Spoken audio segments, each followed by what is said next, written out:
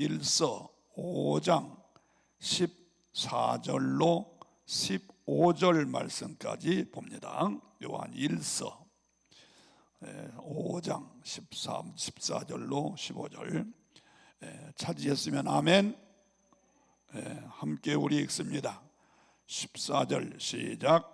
그를 향하여 우리가 가진 바 담대함이 이것이니 그의 뜻대로 무엇을 구하면 들으심이라.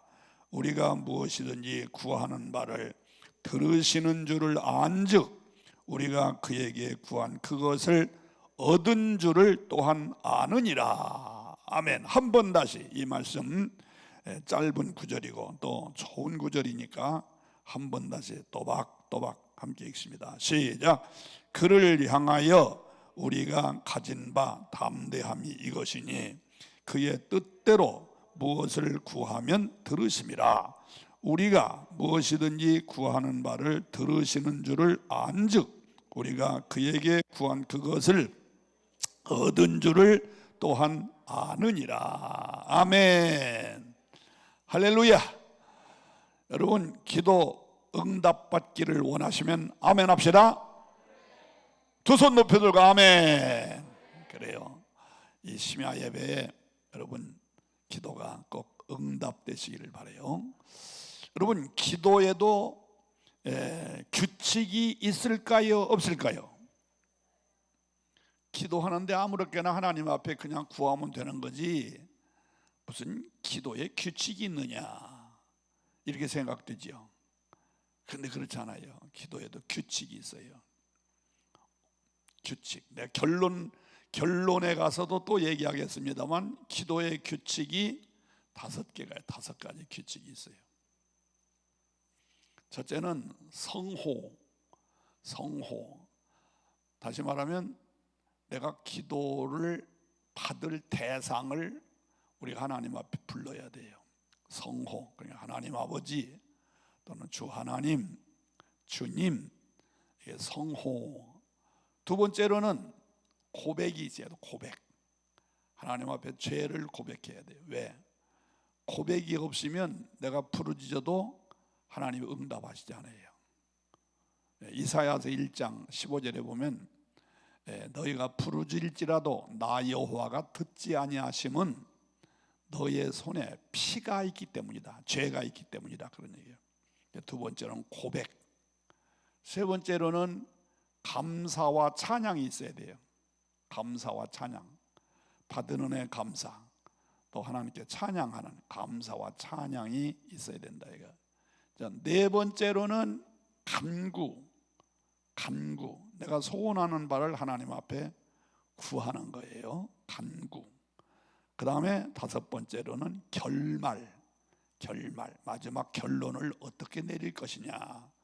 그냥 기도도 아무렇게나 한 게 아닙니다. 여러분, 이 기도도 규칙이 있어요. 자, 복습해 볼까요? 첫째는 뭐라고? 성호. 주 하나님, 주님, 성호. 두 번째는 뭐라고? 고백. 또 세 번째로는 감사와 찬양. 하나님께 찬양하고 또 감사하고. 네 번째로는 간구. 내가 원하는 바를 주님 앞에 아뢰는. 그리고 마지막은 결론을 어떻게 내릴 것이냐 하는 마지막 이런 5가지 규칙이 있어요. 자, 그런데 그 얘기는 좀 이따 나중에 다시 복습을 하겠습니다만서도 오늘 여기 본문에 보면요 아주 중요한 말씀이 있어요. 그를 향하여 우리가 가진 바 담대함이 이것이니 그의 뜻대로 무엇을 구하면 들으심이라 그랬어요. 그냥 아무렇게나 기도한다 해서 듣는 게 아니에요. 하나님이 그의 뜻대로 무엇을 구하면 들으심이라 그랬거든요. 그러니까 우리가 기도할 때는 하나님의 뜻대로 기도해야 돼요. 이것이 다른 말로 말하면 기도의 규칙이에요. 그냥 아무렇게나 시부렁대고 그런다 해도 되는 게 아니에요. 그러니까 이게 방언 기도가 참 우리에게 좋지요. 근데 방언 기도의 약점이 뭐냐면 그 중심이 없이 그냥 입만 나부랭이 되는, 막 떠들어대는 이런 경우가 있어요. 마치 중연부를 외우듯이 그냥 나부랭이 되는. 물론 그렇지는 않지요.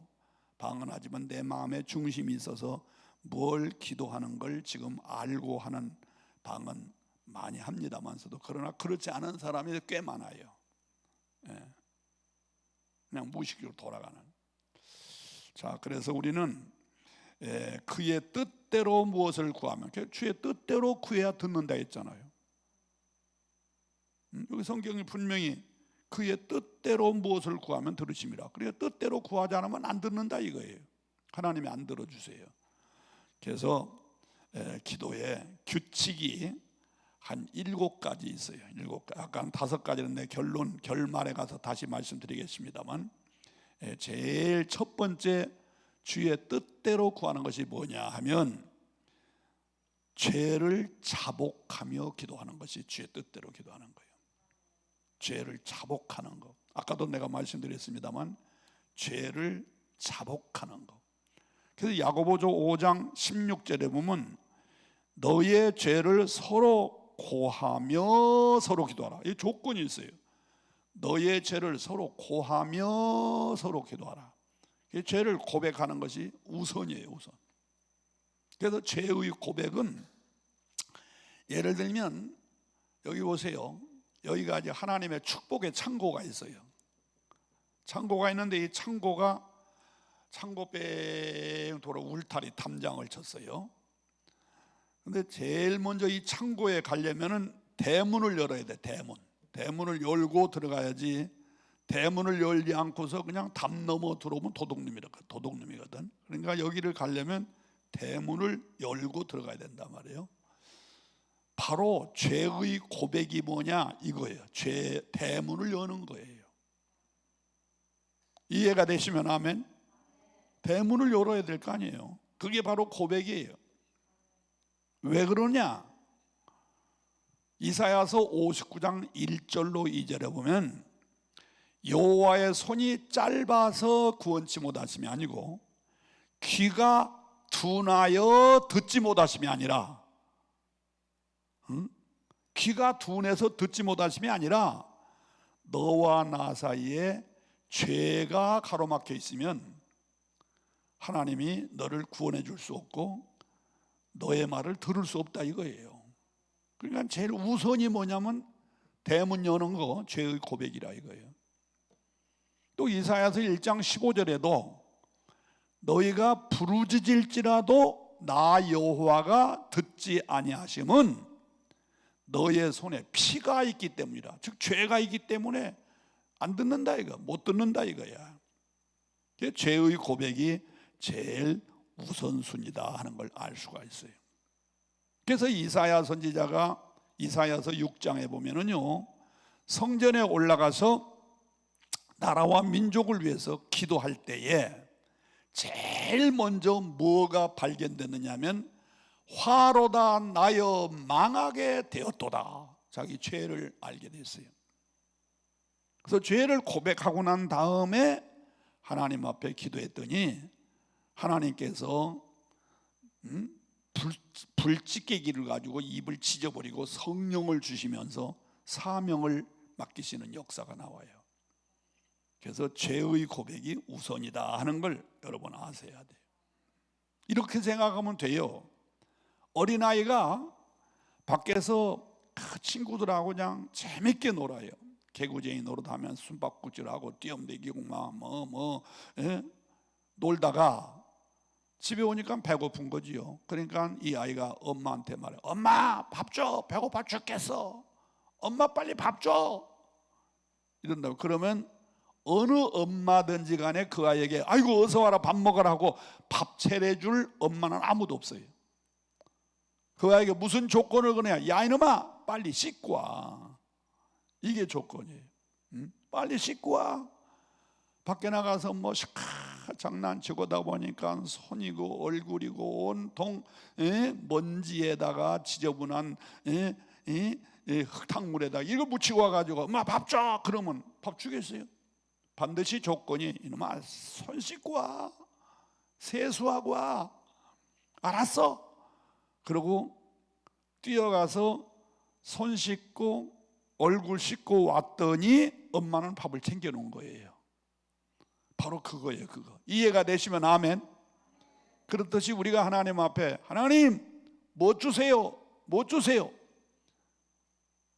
우리 하나님이 여러분에게 조건이 뭐냐? 씻고 와. 죄를 고백해. 네가 죄를 고백하지 않으면 내가 너의 말을 못 들어. 네가 무슨 얘기하는 건지 못 들어. 못 듣는다는 거예요. 내가 너를 구원해 줄 수 없어. 그러므로 하나님의 뜻대로 하는 그 기도는, 첫째는 죄를 자복하며 기도하는 것이 하나님의 뜻대로 하는 기도예요. 자, 두 번째로는 어떤 기도가 하나님의 뜻대로 하는 기도냐? 성령 안에서 기도하는 것이 하나님의 뜻대로 하는 기도예요.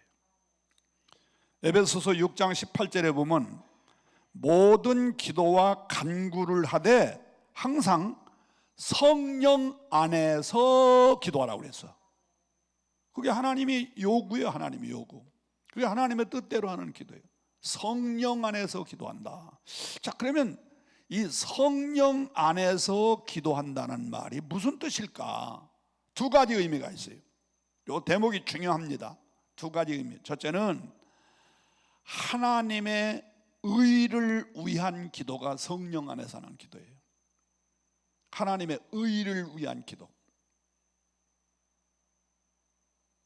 이해가 되십니까? 또 두 번째로 하나님의 사역을 위해서 하는 기도가 성령 안에서 하는 기도예요.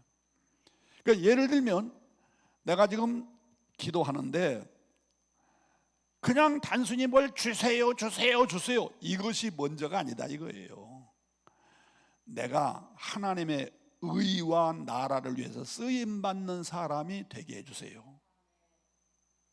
또 내가 하나님의 사역을 위해서 쓰임받는 내가 되게 해주세요. 우선 나를 하나님에게 필요한 사람이 되도록 기도하라 이거예요. 그게 성령 안에서 기도하는 거예요. 이해가 되셨으면 아멘. 이거 아주 중요한 거예요. 그냥 뭐 하나님 고쳐주세요, 축복 주세요, 그거 이전에 하나님은요 먼저 그 나라와 그 의를 구하기를 원해요. 먼저 나의 사역을 위하여 기도하기를 원하신다 이거예요. 예수님의 기도도 바로 그거예요. 예수님의 기도도. 그 예수님께서도 겟세마네 동산에서 기도하실 때에 어려운 십자가 죽음이 앞에 있으면 나 살려주세요, 피하게 해주세요가 아니었잖아요. 할 수만 있으면 이 잔이 물러나기를 원하지만 그러나 내 원대로 마시고 아버지 뜻대로 되기를 원한다고. 그래서 여러분들은 모든 기도의 우선순위가 하나님의 의와 하나님의 나라를 위해서 필요한 사람이 되게 해주세요. 하나님의 복음 사역을 위해서 필요한 내가 되게 해주세요. 그러려니까 나에게 건강도 주시고, 그러려니까 나에게 물질도 주시고, 그러려니까 우리 가정도 평안하게 하시고, 그러려니까 우리 남편의 사업도 잘 되게, 이게 돼야지 대가리는 없애버리고 그냥 꽁지만 엉뚱한 걸 자꾸 달라고 그러니까 하나님이 섭섭하신 거죠. 그러면 안 돼요. 그래서 우리는 성령 안에서 기도하는 것이 두 번째 제목이다, 기적이다. 또 세 번째는 뭐냐? 비슷한 얘기인데 세 번째는 뭐냐면 하나님께 영광 돌릴 목적으로 기도해야 돼요. 그게 하나님의 뜻대로 하는 기도예요. 하나님의 영광 돌릴 목적으로. 그래서 야고보서에 보면요, 야고보서 4장 2절로 3절에 보면 너희가 얻지 못함은 구하지 않았기 때문이고 구했어도 얻지 못하면 왜 그런다고 그랬어요? 정욕으로 쓰려고 잘못 구했기 때문이다. 정욕이 뭐예요? 정욕은 세 가지죠. 요한 1서 2장에 보면 정욕은 육신의 정욕, 안목의 정욕, 이생의 자랑, 이게 이 정욕이에요. 정욕. 그러니까 내가 구하는 목적이 육신의 정욕을 위해서, 내 육신을 위해서, 또 안목의 정욕, 사람들에게 보이기 위해서, 안목, 사람들에게 보이기 위한 명예욕을 위해서, 이생의 자랑, 사람들에게 자랑하고 싶어서. 내 기도의 목적이 그러면 하나님이 이용당하시는 거 아니야? 그 하나님이 안 들으신다 이거야. 그래서 너희가 얻지 못하는 건 기도하지 않았기 때문이고, 기도했는데도 얻지 못하는 건 네 육신의 정욕, 안목의 정욕, 이생의 자랑, 다시 말하면서 네 육신을 위해서, 또 안목, 명예를 위해서, 또 세상 사람들의 자랑이 나기 위해서, 그런 거 하나님이 싫다 이거예요. 하나님 나에게 물질을 주세요. 그래서 세상 사람, 나 돈 벌었다, 예수 믿고 축복 많이 받았다, 간증은 될 수 있지만 그것이 목적이 되면 안 된다 이거야. 하나님 우리 자식이 참 잘 됐습니다.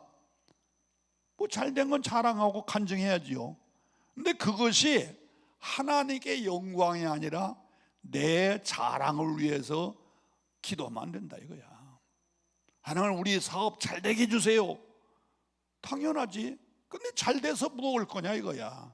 잘 돼서 그 잘 된 거 가지고 하나님께 영광 돌리려고 그러는 거냐, 아니면 네 육신의 안목의 이생의 자랑을 위해서 잘 되려고 하느냐. 이게 목적이 분명해야 돼요. 하나님은 아세요 모르세요?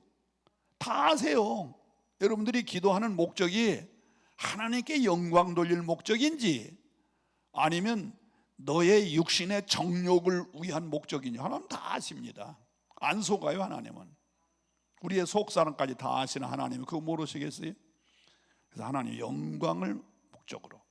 예를 들어서 성경 가운데 야곱이가 형 에서에게 쫓깁니다. 그런데 베델에서 이제 상당히 위급한 상황이 있었어요. 형이 쫓아오는 걸 알고 위급한 상황이 있어요. 그때 야곱이가 어떻게 기도하는지 압니까?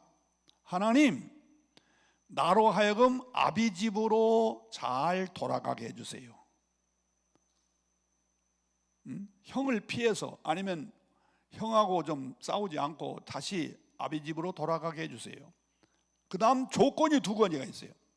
그리하면 이곳에 단을 쌓고, 우리 말하면 성전 짓고 10분의 1을 여호와께 올려드리겠습니다. 그러니까 나로 하여금 아비 집으로 돌아가게 해주시면 이제는 나는 자유로운 몸이 되겠습니다가 아니에요. 하나님께 영광 돌리겠습니다. 이곳에 제단을 쌓고 11조를 하나님께 바치고 하나님께 영광 돌릴 목적으로. 그러니까 하나님께서 야곱의 기도를 들으시고 응답하셔서 나중에 형을 만났는데 형이 만나기만 하면 때려 죽인다고 했지만 오히려 화해가 돼버렸잖아요. 하나님께 영광 돌릴 목적으로. 또 엘리야가 열왕기상 18장에 보면요, 바알의 선지자 450명과 아세라 선지자 400명과 850명 대 50명 대 1로 지금 시합이 붙었어요. 가멜산 꼭대기에 제단을 만들어 놓고 불이 떨어지게 하는 신이 진짜인 걸 내기를 하는 그런 시합이 붙었어요. 그때 바알의 선지자와 아세라 선지자는 바알이여 아세라여, 불이 떨어져서 당신이 진짜 신인 걸 알게 해주시고 우리 살게 해달라고 기도해요. 그런데 엘리야는 어떻게 기도하는지 압니까? 엘리야는 이렇게 기도해요. 여호와여, 불이 떨어져서 이 백성으로 하여금 하나님이 진짜 하나님인 걸 알게 하여 주옵소서. 하나님 영광 돌릴 목적으로. 지금 거기서 엘리야의 제단에 불이 떨어지지 아니하면 엘리야는 맞아 죽어요. 850명의 선지자나 아니면 아합 왕의 군졸들에게 맞아 죽습니다. 근데 자기 살기 위해서 기도하지 않아요. 불이 떨어져서 이 백성으로 하여금 하나님이 진짜 여호와인 걸 알게 하여 주옵소서. 하나님의 영광, 하나님의 이름을 드러내기 위해서 그는 기도해요. 그랬더니 하나님께서 불을 내리셔서 재물을 태우고, 그리고 아방과 그의 선지자들, 바알의 선지자 아세라선을 다 죽이고 물리치는 승리의 역사를 일으킨단 말이죠. 그렇게 하나님께 영광 돌릴 목적으로. 사무엘상 1장에 보면 한나의 기도가 또 그래요. 한나의 기도. 한나가 하나님 앞에 아들을 달라고 기도해요. 아들을 달라고. 그 한나가 아들이 없어가지고 그 첫 분인나에게 굉장히 멸시와 천대를 받았어요. 그래서 한나가 하나님 앞에 기도하기를, 하나님, 나도 아들 좀 주셔서 이 원을 좀 풀어주세요. 이 억울함을 풀어주세요. 그렇게 기도 안 해요. 하나님, 아들을 주시면 이 아이를 삭도를 내지 아니하고 성전에서 키우겠습니다. 성전에서 키우겠습니다. 그러고서 나중에 난 다음에 그 아들 사무엘이를 엘리 제사장에게 맡겨버려요. 그 귀한 아들을. 자기가 아침 저녁으로 보아도 아쉬울 정도로 그 사랑스러운 아들을 낳아가지고 엘리 제사장에 맡겨버려요. 그러니까 사무엘이가 나중에 하나님의 영광을 위해서 큰 인물로 사사로, 제사장으로, 선지자로, 궁중목사로 얼마나 큰 인물이 됩니까? 그래서 우리는 하나님께 영광 돌릴 목적으로 기도하는, 아멘이십니까? 그렇게 기도하세요. 사업 잘 되게 해주세요. 그거보다는 하나님께서 나에게 물질을 주시면 10의 1조를 많이 드릴 것이고, 선교 헌금도 많이 바칠 것이고, 주님의 복음 사역을 위해서 마음껏 쓰겠습니다. 똑같은 물질을 달라고는 기도인데, 하나님 물질 주세요 하는 것과 사업 잘 되게 해주세요 하는 것과, 주시면 11조 많이 바치고 선교 사업도 하고 미자립교도 돕고 선한 일에 많이, 어느 쪽을 하나님이 들으실 것 같아? 똑같이 물질 달라는 건데 지금 반드시 하나님께 영광 돌릴 목적으로 기도할 때 하나님이 그 기도를 들으세요. 아멘이십니까? 우리는 하나님의 뜻대로 무엇을 구하면, 세 번째 하나님의 뜻대로, 기도의 규칙은 하나님께 영광 돌릴 목적으로 기도해야 된다 하는 거예요. 자, 네 번째 규칙, 하나님의 뜻대로 하는 네 번째 규칙이 뭐냐? 내가 7시 집회도 말했습니다만 열심히 부르짖는 기도, 그게 하나님의 뜻대로 기도하는 거예요. 열심히 부르짖는 기도. 마태복음 7장 7절 이하에 보면요, 구하라, 찾으라, 문을 두드리라. 이거 뭐예요? 적극성. 구해라 1단계, 안 되면 찾으라 이거예요. 그래도 안 되면 막 문을 두드리라 이거예요. 이게 적극적인 기도의 계단을 말하는 거예요. 어떤 사람은 그래요. 하나님이 귀가 잡섰나? 마태복음 6장에 보면 너희가 구하기 전에 있어야 될 것을 하나님이 아신다 했으니까 그냥 조용히 그냥 묵상으로 기도해도 하나님 다 들으시는데, 뭘 그렇게 그냥 막 별중맞게 쭈야 그렇게 소리치면서 부르짖고 간구할 필요가 뭐 있나, 이렇게 말하는 사람이 있어요. 신자들 가운데. 아니, 목사님들 가운데 그런 사람도 있어요. 막 신자들이 막 부르짖도, 새벽 기도 같은 데 와서 열심히 부르짖으면 와가지고 툭툭 치고서 좀 조용히 하라고. 다른 사람 기도에 방해가 된다고. 너 그런 목사 봤어요? 오히려 그런 사람이 있으면 신자들 앞에 간증을 해가지고 저렇게 기도하라고 말이야.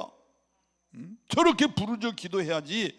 그렇게 묵상만 하다 가면은 잡념만 생기고 마음이 통일이 되지 않느냐, 이렇게 좀 일러야 되는데 오히려 반대하는 그런 목사님들 보았어요. 여러분, 마태복음 6장에서는 너희가 구하기 전에 있어야 될 것을 하나님이 아신다라고 말했지만 한 장 넘어가 7장에서는 구해라, 안 되면 찾으라, 안 되면 문을 두드리라, 그렇게 말씀했잖아요. 근데 여러분, 마태복음 7장 7절로 11절에 있는 말씀이 누가복음 11장에 가면 똑같은 내용이 나와요. 똑같은 내용이. 근데 거기서 아주 중요한 것을 우리는 뭘 찾을 수 있느냐 하면 누가복음 11장 5절로 8절에 있는 말씀을 보면은요, 예수님께서 이런 비유를 듭니다. 어떤 벗이 친구 집에 가서 한밤중에 떡을 달라고 그 집을 찾아갔어요. 친구 집에. 그러니까 그 친구들이 식구들과 지금 깊은 잠에 들어서 잠을 자고 있는데 이 친구가 와가지고 벗이요, 벗이요, 떡을 달라, 내가 저녁을 먹지 못해서 애들하고 좀 배가 고파 죽을 지경이니까 떡을 달라고 그렇게 요청한 주책이지요. 그래도 이 벗이 그랬어요. 야, 이 친구야, 지금 이 밤중에 무슨 떡이야, 우리 깊이 잠들었으니까 돌아가. 거절했어요. 그런데도 이 친구가 계속해서 친구요, 떡을 달라, 떡을 달라, 막 강청을 하는 거예요. 그냥. 그때 예수님이 이 비유를 말씀하시면서 뭐라고 말하는지 아세요? 벗됨을 인하여는, 친구의 입장에서는 떡 줄 마음이 없다 이거야. 벗됨을 인하여서는 줄 수 없으나, 그 다음 뭐라고 했어요? 예수님이 뭐라고 그랬어요? 벗됨을 인하여는 줄 수 없다. 그 다음에 뭐라고 그랬죠? 그렇지, 강청함을 인하여 떡을 준다고 그랬어요. 이거 중요한 대목이지요. 벗됨을 인하여는 떡을 줄 수 없어. 근데 강청함을 인하여 떡을 준다고 그랬어요. 거기 핵심이 뭡니까?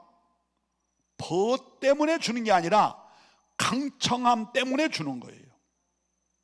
그 비유를 말씀하시고 그 다음에 뭐라고 말합니까?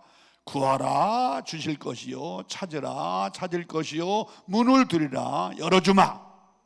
그러면서 너희가 자식이 떡을 달라면 돌을 주지 않을 것이고, 고기를 달라 하면 뱀을 주지 않을 것이거든. 하물며 천부께서 구하는 자에게 성령을 주지 않겠느냐, 이렇게 말씀해요. 그러니까 우리는 간절히 기도해야 돼요. 간절히. 이해가 되시면 아멘 해보세요. 예레미야 33장 3절, 너는 내게 부르짖으라, 내가 응답하겠고 크고 비밀한 걸 너에게 알려주마. 부르짖는 기도.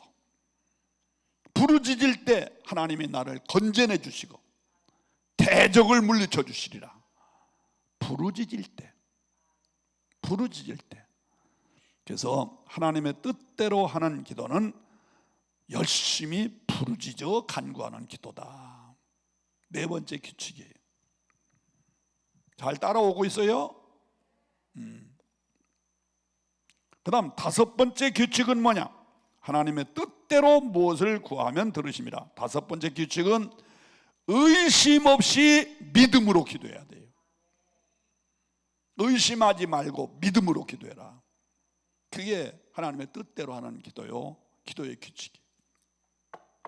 야고보서 1장 6절에 보면 오직 믿음으로 구하고 조금도 의심하지 말라. 의심하는 것은 마치 바람에 밀려 요동하는 바다 물결 같으니 이런 사람은 얻을 줄 생각지 말라고 그랬어요.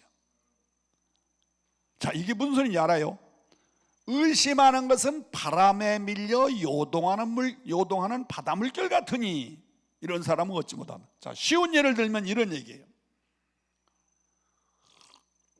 내가 목이 말라서 이 앞에 있는 권사님 보고 나 물 좀 따라 주시오 그래 부탁을 했어요.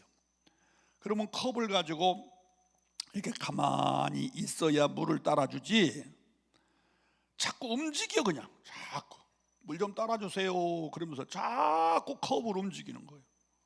이게 바람에 밀려 요동하는 물결이에요. 이게.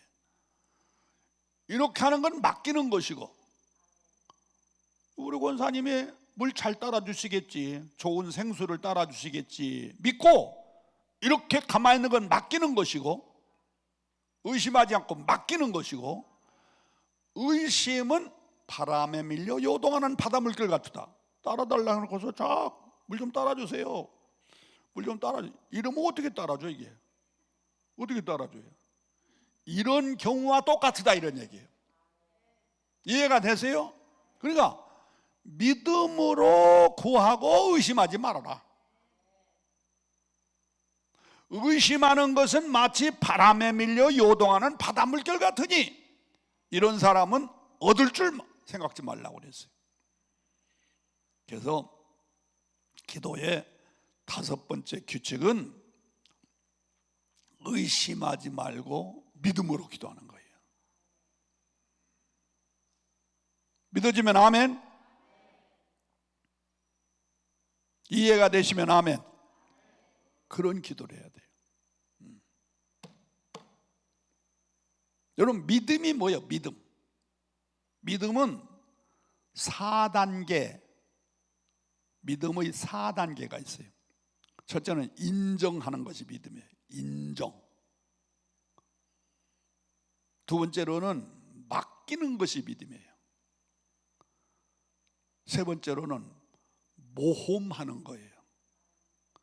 네 번째로는 영상하는 거예요. 영상. 그게 믿음이에요.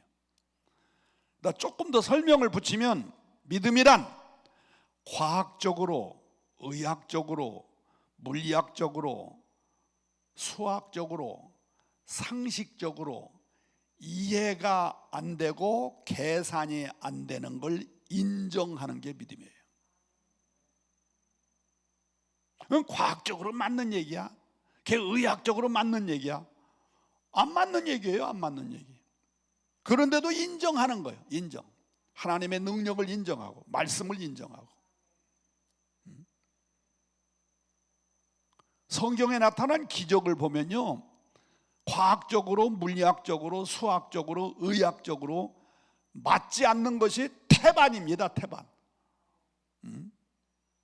예수님이 동정녀 마리아에게서 나셨다. 이게 어떻게 과학적으로 맞고 의학적으로 맞는 얘기예요?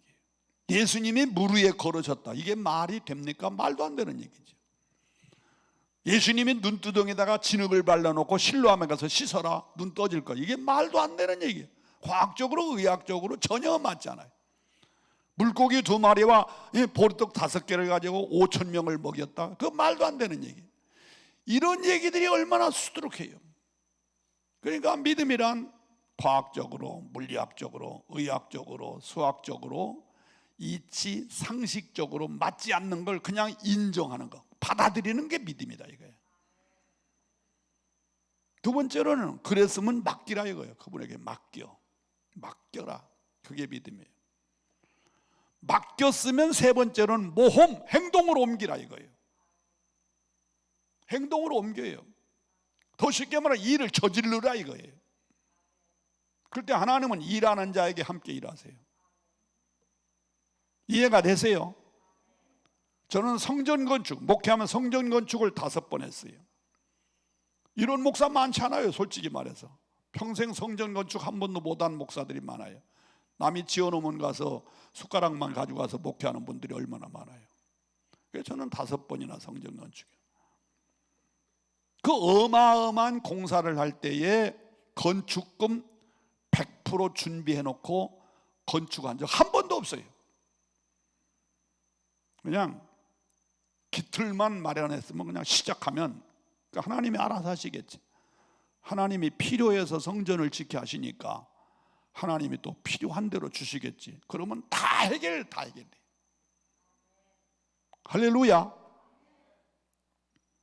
믿음은 인정하고 맡기고 그다음 모험, 행동으로 옮기고, 그리고 네 번째 믿음은 영상. 내가 아까 7시에도 말했죠. 영상, 마음의 환상을 가지라 이거예요. 마음의 연상. 믿음은 바라는 것들의 실상, 보지 못하는 증거, 영상, 환상을 가지라 이거예요. 그러면 환상과 영상이 실상으로 이루어지는, 증거로 나타나는 이런 역사가 있다, 그런 얘기예요. 아멘 하시기 바랍니다. 의심하지 말고 믿음으로 기도해라. 그게 하나님의 뜻대로 하는 기도예요. 그 다음 6번째로, 이거 중요한 대목이에요. 6번째로, 감사하며 기도해야 돼요. 하나님의 뜻대로 하는 기도예요. 기도의 규칙이에요. 빌립보서 4장 6절로 7절에 보면 아무것도 염려하지 말고 기도와 간구로 하나님께 아뢰되, 그 다음 뭐예요? 감사함으로 하나님께 아뢰라. 그리하면 평강의 하나님이 너의 마음과 생각을 지켜주리라 그랬어요. 감사함으로라는 것이 조건이 붙어요. 아무것도 염려하지 말고 기도와 간구해, 그걸로 끝나지 않았어요. 조건이 뭐냐? 감사함으로 하나님께 아뢰라. 그리하면 평강의 하나님이 너의 마음과 생각을 지켜준다 그랬거든. 감사함으로 하나님께 아뢰라. 할렐루야. 여기서 감사함으로는 두 면이 있어요. 두 면. 하나는 과거 감사와 미래 감사가 있어야 돼요. 그러니까 쉽게 말하면 받은 은혜를 감사할 줄 알아야 돼요. 뭘 감사하자? 받은 은혜를 감사할 줄 알아야 돼요. 기도로 여러분 표현하셔야 돼요. 기도로. 속으로만 감사하면 되지 소용없는 얘기예요. 나는 자녀들을 키워봐도요, 자녀들도 속으로만 감사, 그거 어떻게 알아요? 말 한마디 천냥빚을 갚는다고 자녀들이 아빠 감사합니다, 아버지 감사합니다, 아무것도 안 줘도 감사하니까 기분이 좋아요. 그러면 우리는 받은 은혜를 받은 은혜를 감사해야 돼요. 오늘 신자들 가운데 보면은요, 맨날 달라고만 하지 하나님께 감사가 없어요. 그동안 우리가 하나님께 받은 은혜가 얼마나 많습니까? 얼마나 많아요. 그 많은 가운데 나는 두 가지를 절대 잊을 수 없는 것이, 첫째는 구원의 은혜가 감사해요. 아멘 하세요. 구원 은혜, 구원. 여러분, 구원은 반드시 두 가지 조건이 있어야 구원받아요. 절대 두 가지 조건이 있어야. 하나는 선택을 받아야 돼요. 두 번째로는 믿음이 있어야 돼요. 뭐가 있어야 돼? 첫째는 선택받아야 된다. 두 번째는 뭐가 있어야 된다? 믿음이 있어야 된다. 그런데 요 두 가지가 누가 준 것이냐? 하나님이 준 거예요. 하나님이 주신 거예요. 요한복음 15장 16절에 보면 너희가 나를 택한 것이 아니고 내가 너희를 택하였다. 하나님이 나를 선택하셨어요. 내가 하나님 선택한 것이 아니라 하나님이 나를 선택해 주셨어요. 믿음은 에베소서 2장 8절로 9절에 보면 너희가 구원받은 것은 믿음으로 말미암은 것인데 그 믿음은 너희에게서 난 것이 아니라 하나님이 주신 선물이라고 그랬어요. 자, 이러고 보니까 구원은 선택과 믿음이 있어야 되는데 이 두 가지 하나님이 다 주셨어요. 내 공로, 내 행위가 아니라 하나님이 다 주셨어요. 그래서 이걸 가리켜 은혜라고 그래. 은혜. 값없이 거저받았다 이거야. 선택도 값없이 거저받았고 믿음도 값없이 거저받았고, 그래서 거저 공짜로 다 받았기 때문에 우리는 구원받은 것에 대해서 감사할 줄 알아야 돼요. 아멘이십니까? 두 번째, 나의 감사는 에베네셀의 하나님 앞에 감사해. 나는 에베네셀이 뭐예요? 하나님이 여기까지 도와줬다. 여기까지 도와줬다. 그게 에베네셀이라는 뜻이죠. 그냥 하나님이 여기까지 도와주신 거예요. 여러분, 우리 주변에 얼마나 많은 사건들이 생깁니까? 얼마나 많은 사고들이 일어나고 있습니까? 그럼에도 불구하고 여기까지 인도하신 하나님의 사랑 감사한 거지. 그래서 저는 언제나 하나님께 감사할 때, 뭐 언제나 기도할 때마다 이 두 가지 빼놓잖아요. 하나님 구원해 주신 거 감사합니다. 에베네셀의 하나님께 감사합니다. 내일은 난 몰라요. 내일은 난 몰라. 그죠? 매일 여기까지 인도하신 거 감사한 거지요. 그랬더니 하나님께서 나에게 감사하는 자에게 또 감사의 복을 주셔서 지금까지 얼마나 건강한지 몰라요. 사고 없이 지금까지. 지금 제 나이가 82살이에요. 아까 이 기도원에 어느 목사님이 저보고 그래요. 그 목사님은 3년 전이나 5년 전이나 똑같습니다. 진짜 똑같아요. 아주 건강해요. 왜? 여기까지 인도하신 거 감사했더니 내일은 또 내일 감사하고 또 감사하고. 우리는 감사함으로 알아라. 받은 은혜를 감사할 줄 알아야 돼요. 입으로 감사하고 또는 몸으로 감사하고 물질로도 감사하고. 감사라는 한문을 여러분이 기억하세요. 감사. 어떻게 써요? 감사. 다할 함자 밑에 마음심을 쓰게 감자에게 다할 함. 그렇죠? 이렇게 쓰고 마음심을 쓴 게 감사예요. 사는 뭐예요? 사는 몸신자 옆에다가 마디촌을 쓰는 것이 사예요. 한문도 의미가 있어요. 오늘 우리는 하나님 앞에 감사할 때 첫째는 마음을 다하여 감사하고 몸을 드리며 감사하고 마디촌 물질을 드리며 감사할 줄 알아야 돼요. 받은 은혜를 감사할 줄 알아야 돼요. 할렐루야. 두 번째로는 받을 은혜를 감사할 줄 알아야 돼요. 받을 은혜, 미래 소망을 말하는 거예요. 앞으로 또 주실 걸 생각하며 감사라 이거예요. 그러면 하나님께서 감사하는 자에게 또 감사의 복을 주신다 이거예요. 그래서 아무것도 염려하지 말고 기도와 간구를 하라 돼.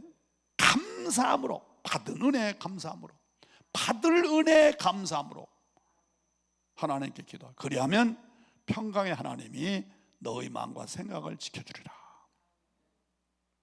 요 감사는요 우리 인간관계에서도 필요해요. 인간관계에서 예를 들면 내가 누구를 도와줬어요. 그 사람에게 뭐 물질적으로 아니면 무슨 어떤 방법으로 도와줬다면 그러면 그 사람이 나한테 감사를 해야 돼요. 감사. 목사지만 우리 성도들 많이 도와주지요. 목사니까 당연히 도와줘야 된다. 그따위 소리 하지 말아요. 당연히 도와줄 건 도와주는 거지만 성도, 받은 성도는 감사할 줄 알아야 돼요. 그러면 그 성도를 또 도와주고 싶은 마음이 있어요, 없어요? 또 도와주고 싶어요. 이 집사는, 이 장로는 참 그 도와준 걸 알아. 이분은 참 감사를 알아. 그 나중에 어떤 문제가 있을 때 또 도와주고 싶어요. 그러나 도와줬는데 도움을 받고서도 감사가 없이 싹 입씻고 있어요. 그럼 말은 안 하지만 속으로 자이 나쁜 놈이라고 말하잖아요. 저 은혜를 모르는 사람이라고. 근데 나중에 또 어려운 일 있으면 또 도와달라고 그래요. 목사님 조금 요청 도와줘. 말은 안 하지만 야 이 새끼야 그러고 안 도와줘요. 도와줄 마음이 없어요. 여러분 우리 인간관계도 그렇잖아요. 여러분 친구지간에도 도와줬으면 도움에 대한 감사를 할 줄 알아야 또 감사 또 도와줄 수 있지. 도와줬는데도 감사를 몰라? 그러면 기분 나쁘고 그 사람 더 이상 관계하고 싶질 않아요. 그 받은 은혜를 감사할 줄 알아. 또 받을 은혜도 감사하라. 자 예를 들면 어느 집사가 나한테 도움이 좀 필요하단 말이에요. 도움이 필요해요. 그러면 이분이 올 때 빈손으로 오지 않고 목사님 제가 여차여차해서 목사님이 잘 좀 도와주실 줄로 믿고 그저 작은 것이지만서도 뭐 과일 한 상자 가져왔습니다. 이런 말 가져왔다고 생각. 그러면 그 받은 것에 대한 내가 짐이 있어요. 짐. 그렇잖아요. 응?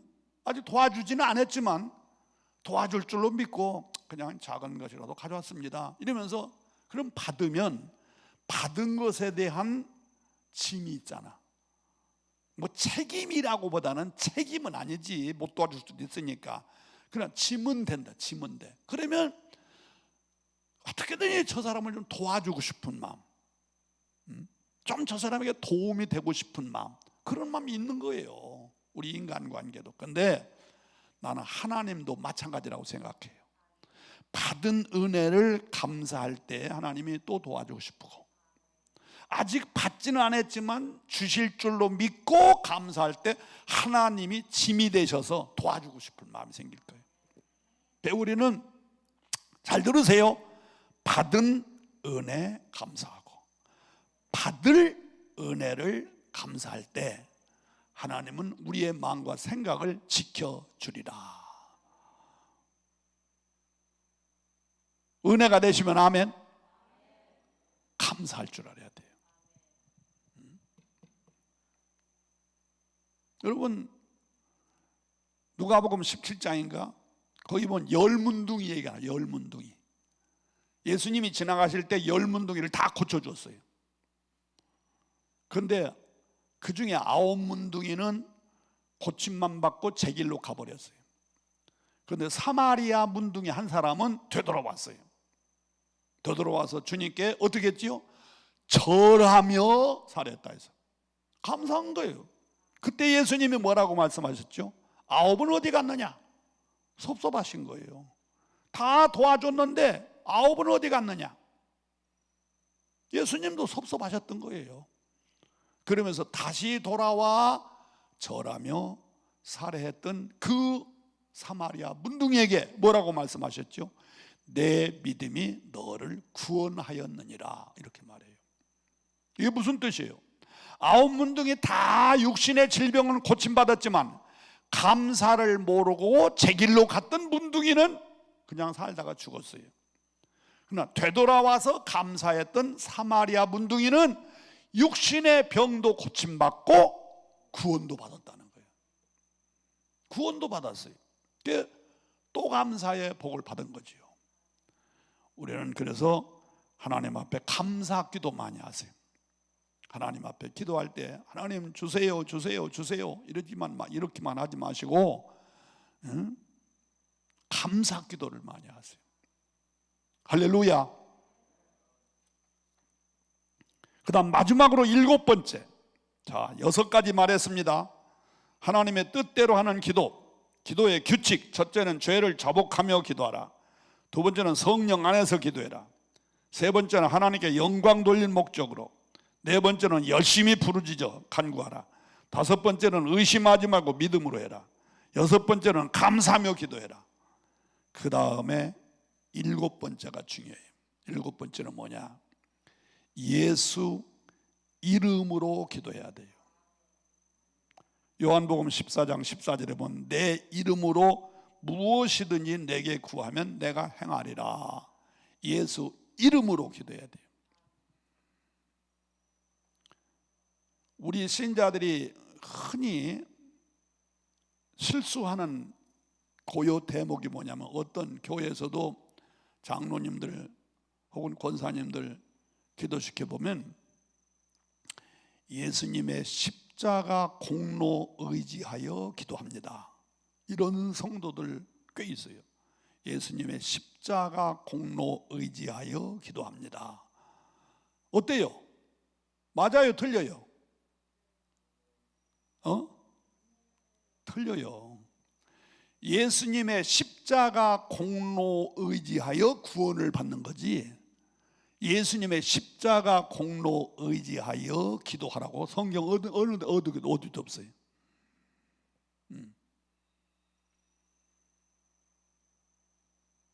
또 어떤 사람은 겸손하게 하느라고 예수님의 이름 받들어 기도합니다. 예수님의 이름 받들어 기도합니다. 이런 분도 있어요. 많아요. 그런 분들 많아요. 그건 반절은 맞고 뒤는 틀렸어요. 기도합니다가 아니에요. 기도는 드립니다요. 드립니다. 올립니다. 예수 이름으로 기도합니다. 저도 가끔 그런 실수할 때가 있어요. 예수의 이름으로 기도합니다. 그거 잘못된 거예요. 기도는 글자 그대로 드리는 겁니다. 올려드리는 겁니다. 소원을 하나님께 올려드리는 겁니다. 그런데 예수 이름으로 소원합니다. 기분 나쁘잖아. 또 좀 예의가 안 맞잖아. 그래서 반드시 예수 십자가 공로로 기도합니다. 이건 잘못된 것이고, 또 예수 이름 받들어는 좋은데, 뭐 이름이 고귀한 이름이면 받들어는 좋은데 뒤에 가서 기도합니다, 이건 잘못된 거예요. 올립니다 아니면 드립니다. 겸손해야 돼요. 그래야 성경적이에요. 내 이름으로 무엇이든지 내게 구하면 내가 행하리라. 예수 이름으로. 예수 이름으로. 어떤 사람은 또 하나님 이름으로 하는 사람도 또 있어요. 그건 대단한 실수예요. 왜? 내가 서두에 말했죠. 성호, 기도를 받는 분은 하나님이에요. 근데 하나님 이름으로 기도한다? 그거 틀린 거지요. 그러니까 우리는 기도도 그냥 아무렇게나 하면 기도다 생각하지 마시고, 하나님의 뜻대로 무엇을 구하면, 기도에도 규칙이 있다는 걸 기억하시고 잘 간구하세요. 자, 이제 정리합니다. 제일 제가 서두에 기도에 5가지 규칙이 있는 걸 말했죠. 첫째는 성호, 하나님께 또는 주님께 성호. 두 번째는 고백, 죄를 고백하고. 세 번째로는 감사 또는 찬양. 네 번째로는 기도, 간구. 5번째는 결말은 예수 이름으로 기도해라. 예수 이름으로 기도하라. 그런데 간구할 때도 제가 지금 말씀드린 성령 안에서 기도해라. 하나님께 영광 돌릴 목적으로 기도하라. 또 열심히 부르짖어 간구하라. 감사하며 기도해라. 자, 여러분 기도가 기왕이면 하나님의 뜻대로 하는 기도, 또 규칙에 맞는 기도를 하셔서 들으시는 하나님도 기분 좋으시고 응답하시고, 또 우리도 하나님 앞에 떳떳하고 자신감 있게 이런 규칙을 가지고 기도하셔서 모두 다 응답받으시기를 주의 이름으로 축복합니다. 자, 우리 본문 다시 한번 읽고 마치겠습니다. 본문 14절과 15절. 그를 향하여, 시작.